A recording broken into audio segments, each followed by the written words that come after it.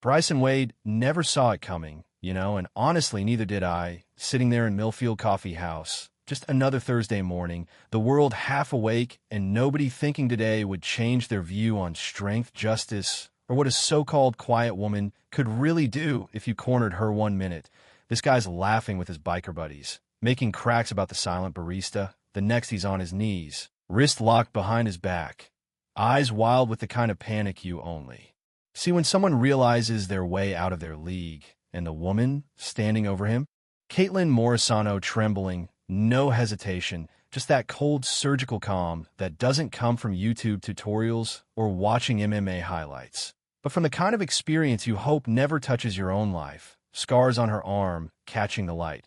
43 seconds flat, and 5 armed men laid out on a tile floor like yesterday's news. Let me back up a sec, because if you only saw the aftermath, you'd never understand the storm that brewed beneath the surface of this place, or how one act of violence became a catalyst for something so much bigger than a busted-up coffee shop.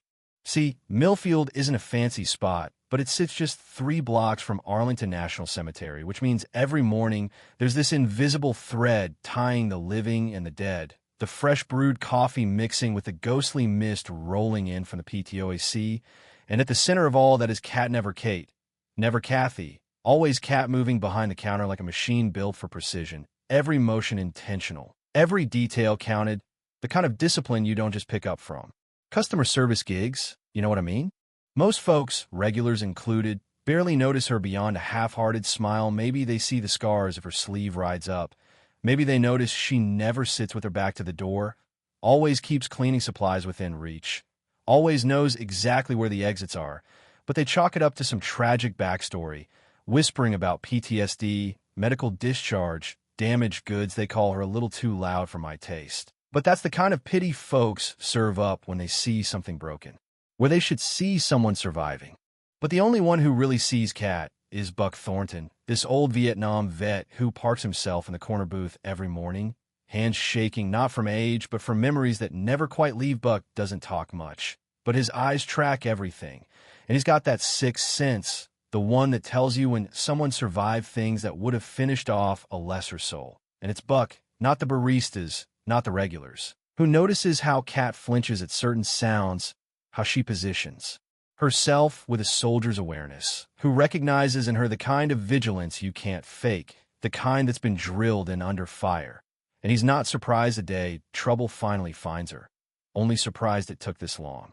Most mornings are routine construction workers at the front tables, loud and laughing, business types with their designer drinks in the middle. Penelope Richardson, the mayor's wife, sweeping in at 8:15 sharp to play Queen Bee, ordering her latte like she's issuing royal commands. But today the air shifts around 9:20, when 5 Harleys pull up outside, engines rumbling in a formation that's more military than motorcycle club, chrome and leather gleaming like a warning sign, and every head turns, just enough to catch the threat without making eye contact, the kind of primal calculation that happens when predators enter the room. The bikers stalk in, led by Bryson Wade, 6'2", Confederate patch on his vest, eyes scanning for weakness, flanked by Tank Morrison, a walking wall of muscle, Snake Rodriguez with tattoos crawling up his arms, and the Peterson twins, Diesel and Chrome, moving in sync like they're running a practice play. And right from the jump, you know these guys aren't here for caffeine. They're here to flex, to push someone around, to remind the world they picked the wrong barista this time. Bryson starts with the usual, mocking Cat's quiet, trying to draw her out, calling her Barbie, the crew cracking up behind him, Tank playing bouncer by the door, Snake riffing about tips and tears, but Cat just keeps cleaning, voice flat as the counter she's wiping. What can I get for you? And it's like the more they push, the less ground they gain. Her calm isn't weakness, it's something they don't understand. And you can feel the mood in the room start to tip. The construction workers, holding back grins, the business crowd pretending not to watch, Penelope Richardson whispering behind her hand, and Buck gripping his coffee so hard you think the cup might shatter.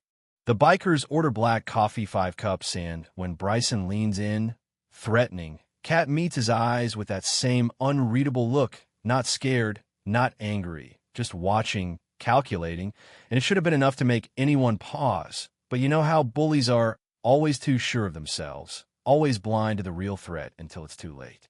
Insults escalate. Bryson getting frustrated, Tank slamming his fist, Snake sneering about real men, the twins echoing every slur, and the rest of us doing what people always do in these moments. Watching, waiting, hoping someone else will step up than Buck does. Pushing up from a seat with his cane, voice steady, addressing Kat, asking about her watch in a way only someone who's been there would.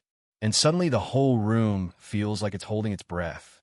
Kat's hand goes to her wrist, something metallic glinting under the sleeve, and Buck, voice trembling with something like awe, drops the name Ghost 23, and you can feel the temperature in the room drop because that's not a nickname, it's a legend, and only a handful of people in the world would know what it means, but Bryson doesn't. Not yet, and he makes the mistake of grabbing Kat's arm, squeezing too hard, trying to make a point, and in that moment, everything changes. Kat's whole body shifts. Every muscle tightening, every ounce of her turning from prey to predator, and Buck, old soldier that he is, just whispers sweet Jesus like he's seeing a ghost, because in a way he is. The next 43 seconds are chaos. Kat moves with a precision that's almost terrifying, breaking holds, flipping men twice her size, using everything from a coffee pot to a mop handle as a weapon, and when it's over, the bikers are on the ground. Not even sure how they got there, customers silent, shock giving way to something like respect, and Bryson, on his knees, finally sees her, not the barista, but the survivor, the soldier, the legend. And just when you think that's the end of it, the real twist hits. The black sedan outside, government plates, men in suits watching from behind tinted glass, and Kat, not even winded, tells Buck to clear the shop because she knows exactly who's come for her. Colonel Richard Sterling, the man who sold out her SEAL team in Syria for $40,000 and a cushy retirement. The man responsible for the scars on her arm and the ghosts in her head. And the moment he steps inside, you know the story isn't about bikers or baristas anymore. It's about betrayal, justice, and the cost of survival.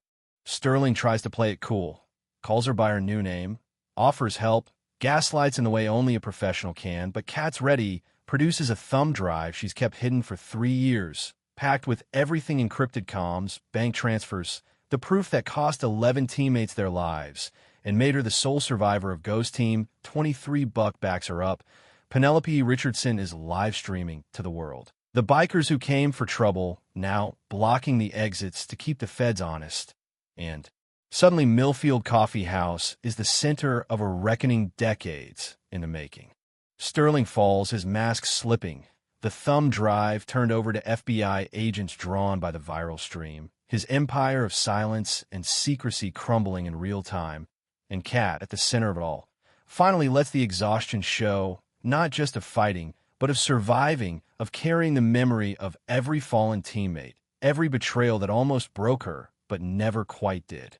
Bryson comes over, voice soft, apology heavy, and Kat, still standing, points out toward Arlington Section 60, tells him and the others to remember that every face they meet has a story, every scar a price. That real strength isn't about intimidation. It's about carrying on, and maybe, just maybe, using your pain to build something better for the next person who walks through the door. 6 months later, Millfield is something Nawa sanctuary for veterans, a place where coffee is served with compassion, where survivors find community instead of isolation. And Kat, still haunted, but no longer hiding, still measures every scoop, still checks every exit. But now she does it for others, as much as herself. Her story, a quiet warning, and a powerful promise that sometimes the strongest among us are the ones the world tries hardest not to see. And if you're wondering where justice ends and healing begins, or if ghosts ever really rest, maybe that's a question only you can answer, so drop your thoughts below. Share a story if you've got one, because what happened here isn't just about Kat or the bikers or the colonel. It's about every unseen battle and every unexpected hero, you know what I mean?